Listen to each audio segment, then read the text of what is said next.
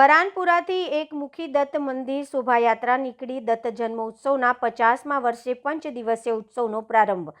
દત્ત બાવનીના પાઠ પાદુકા પૂજન જેવા કાર્યક્રમો યોજાશે। શહેરના પ્રતાપનગર પાસે આવેલા એકમુખી દત્ત મંદિર પ્રતિવર્ષે ઉજવાતા દત્ત જન્મોત્સવના આ વર્ષે 50 વર્ષ થઈ રહ્યા છે। એ નિમિત્તે પંચદિવસીય ઉત્સવનો રવિવારથી પ્રારંભ થયો હતો। 50 વર્ષ પૂર્ણ થવા નિમિત્તે રવિવારે સાંજે 5 કલાકે બરાનપુરા રંગ મંદિરથી ભવ્ય શોભાયાત્રા નીકળી હતી। સદગુરુ કાવડી બુવા મહારાજની પાદુકા સાથે રામ મંદિર ચોખંડી ખાતે આરતી અને સ્વાગત બાદ એકમુખી દત્ત ખાતે આ મહાઆરતી સંપન્ન થયા હતા। રાત્રે 9 કલાકથી ભજન મંડળી દ્વારા ભજનોના સૂર રેલાવવામાં આવ્યા હતા।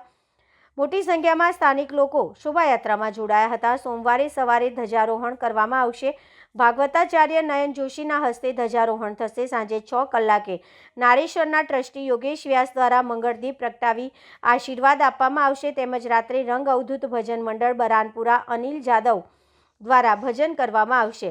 આ સાથે 5 તારીખ સુધી દત્ત બાવનીના પાઠ પાદુકા પૂજન સત્યદત્ત ભગવાનની કથા જેવા વિવિધ કાર્યક્રમોનું આયોજન કરવામાં આવ્યું છે।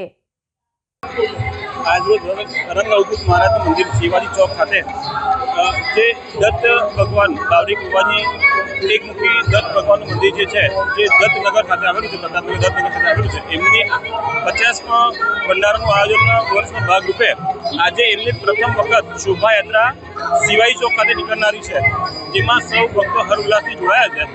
જેમાં અમે ward number 14 Bharatiya Janata party સંગઠનના સર્વ લોકો બી અહીંયા જોડાયા છે। શિવાજી ચોક ખાતે અહીંયા સૌ ભક્તો અહીંયા આવ્યા છે।